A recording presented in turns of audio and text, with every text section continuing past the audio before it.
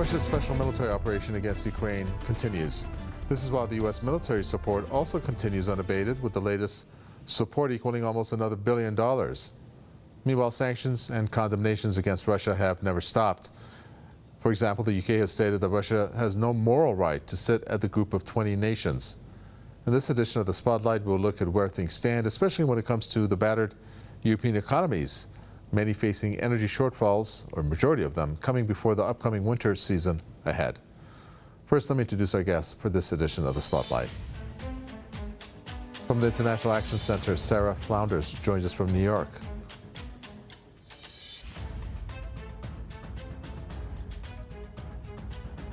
Also joining us is contributor at the Schiller Institute, Karel Vereycken, who joins us from Paris. I'd like to welcome you both. Sarah Flounders, let me first start with you. Trying to keep up with the pace, let alone the numbers, in terms of the dollar amount from the U.S. in the form of military support for Ukraine. Another one, $775 million, $9 billion since the conflict began, and is part of a huge $40 or $50 billion military package. What do you make of this massive military support that the U.S. is sending, which is said to be the largest arms transfer in U.S. history by some accounts?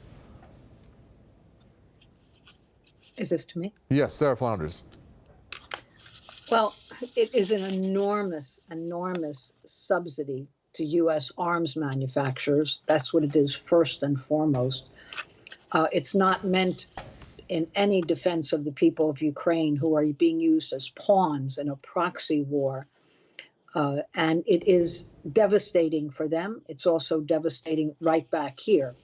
But it is a U.S. instigated effort to recap their hegemony in the world, which is rapidly fading. And so they are willing to pump billions and billions of dollars, which are payments, as I say, to the military industries here at great profit, and ship some of it. A lot of it just gets lost, resold, repackaged, but some of it gets shipped to the Ukraine.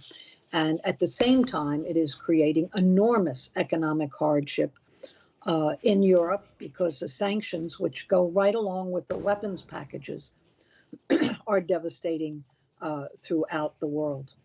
And it's meant to create hardship, but that is what the U.S. is willing to do in an effort to recapture its position. Well, let's talk a little bit, Karel, if we can, about what the U.S. has sent in this latest batch. And I'm particularly zooming in on these launchers by the name of HIMARS, which are not the typical, launch vehicles that were used prior, but now recently the U.S. has actually sent it as part of their military package, 16 to be the latest batch, because the U.S. has actually limited that number, fearing that it's going to maybe lead to the U.S. endangering its own national security. It's pretty astounding that the U.S. is going to such limits to provide Ukraine with military assistance, isn't it, when it's looking at equipment that may actually endanger U.S.'s own national security? Well, it does, because many wars, world wars, can also start very easily by errors of evaluation. And of course, the French Caesar cannons are already a problem, although their reach is a little bit shorter.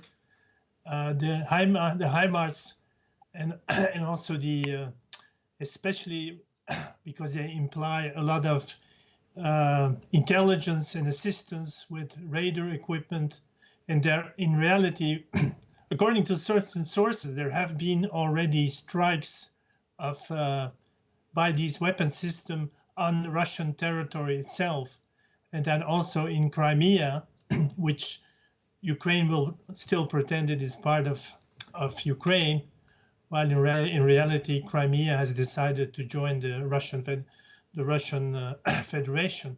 So it is an escalation towards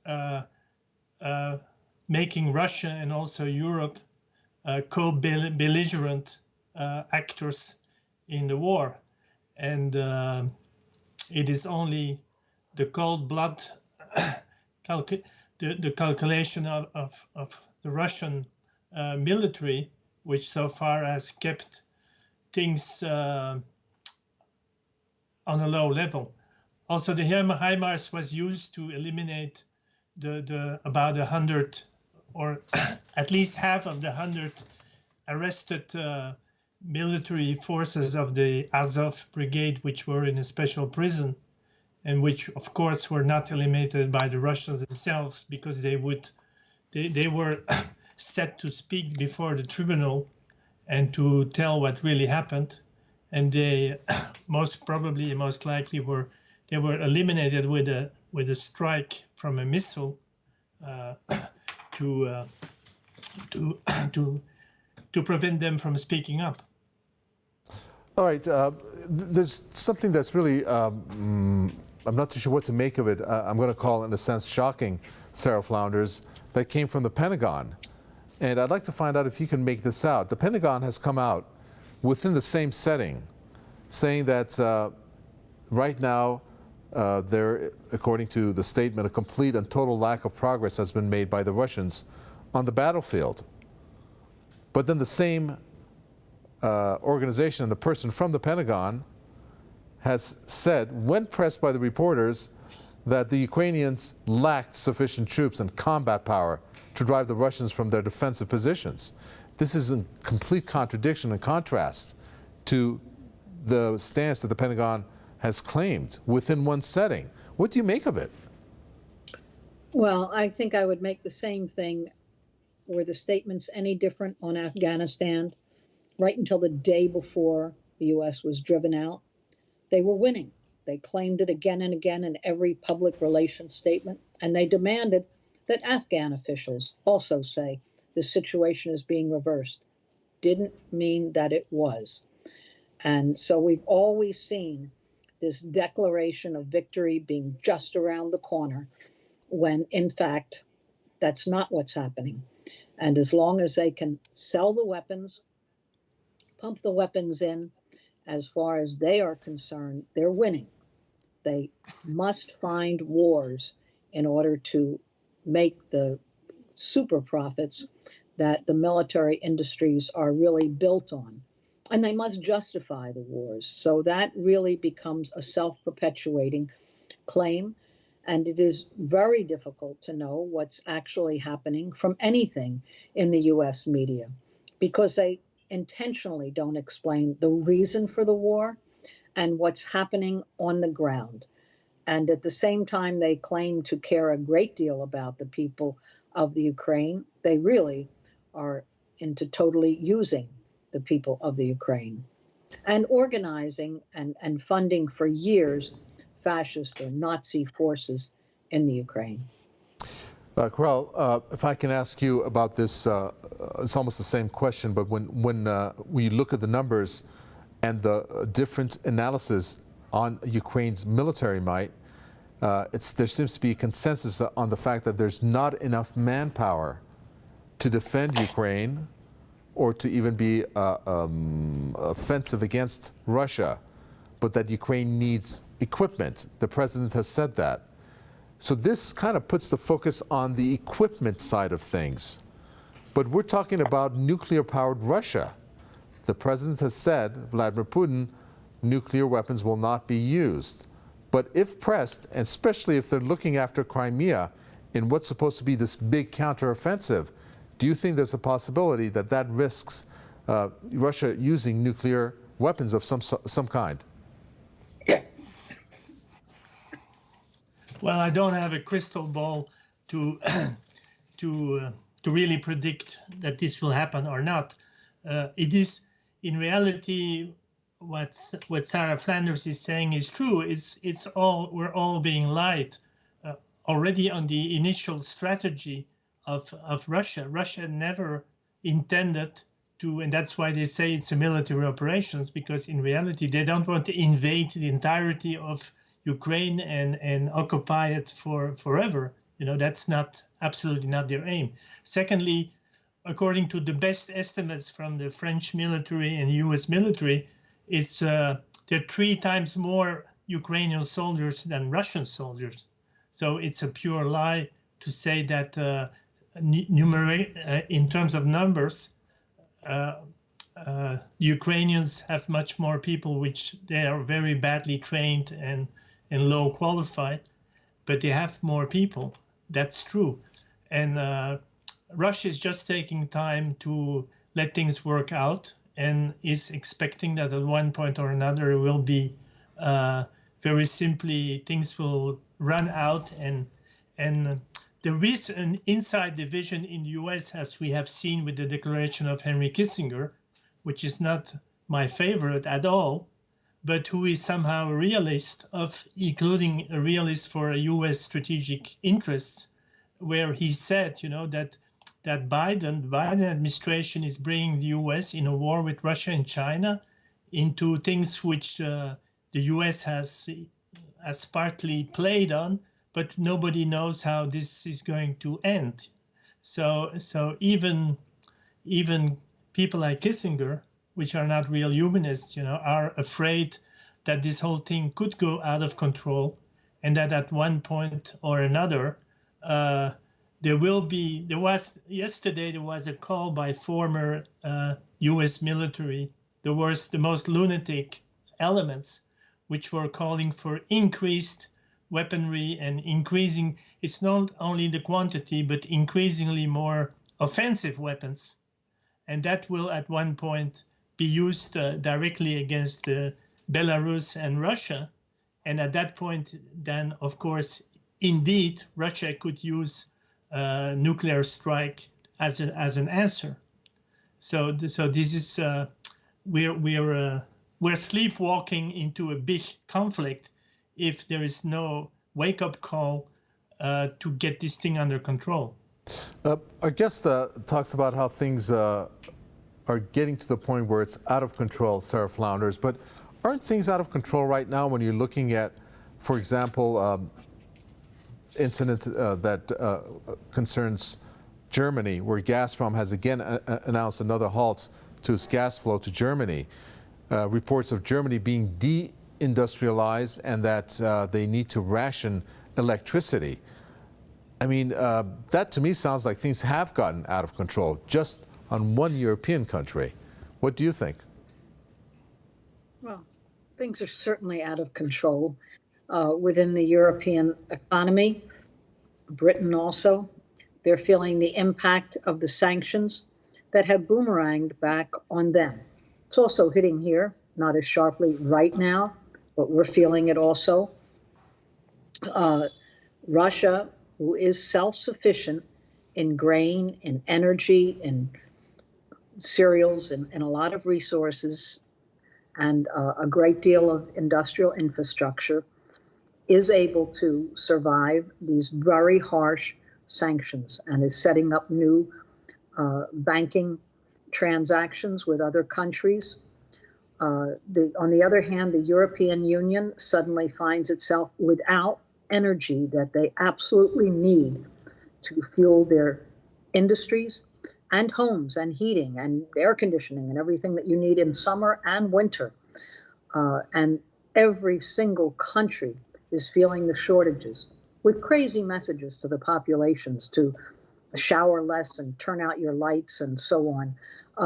This won't solve the problems in Europe, but it really means that the sanctions are coming back and hitting them hard because they don't have an alternative to the gas and the oil that they previously exported and used in great quantity and at great advantageous to their own industries. And this is what the U.S. wants to break, because there was 10 times more trade, for example, between Germany and Russia than with the U.S. Well, they want to reverse that and close the door on trade with Russia. It is devastating for the German economy and most of the other countries in Europe that are going along with the sanctions. Still don't understand how this can actually happen, Karel, when we take a look at the fact that there's still European countries that are purchasing gas and oil from Russia. Germany is still doing that. The Netherlands is still doing that. There are many others that are still doing that with that scheme of how they need to, I guess, exchange the euros into rubles and deposit it in one of the Russian banks, Gazprom, I believe. So, you know, that doesn't go with the way that the EU is promoting its all-out sanctions war with Russia. What do you make of that?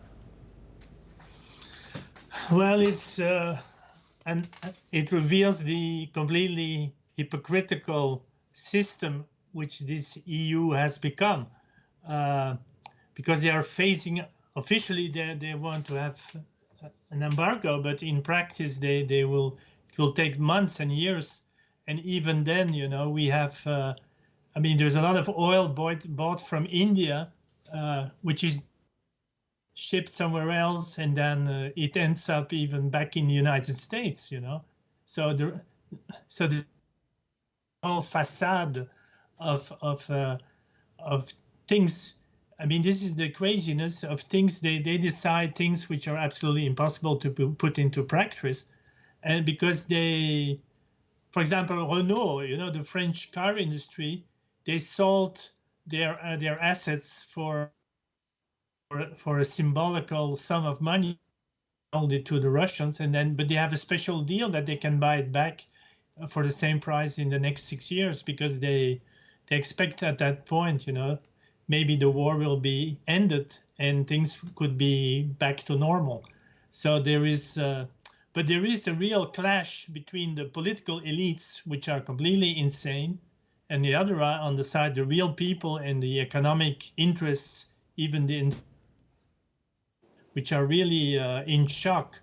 And also because the sanctions will not only hit Europe, but a lot of countries to which Europe, if you take, for example, Cambodia, you know, they buy 60%. If they have to apply the sanctions, you know, this will completely screw up supply lines for the entire Western economy.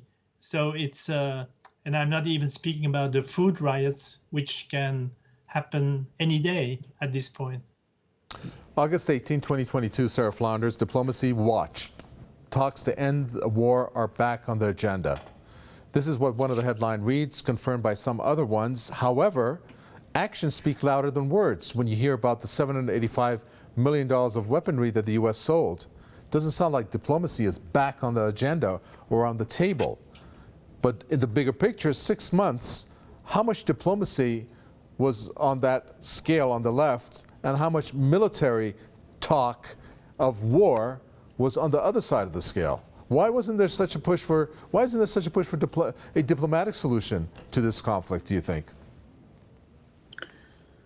Well, frankly, the U.S. is not interested in a diplomatic solution anywhere in the world. And every treaty, every agreement they have ever made, they have violated. This is true whether it's Iran or Russia or China or the indigenous nations of the U.S. or the countries of Latin America. They do use diplomacy from time to time, but only in terms of aggressively planning the next wars. And their interest, their bottom line interest, is in using their military and economic power to maintain their world domination.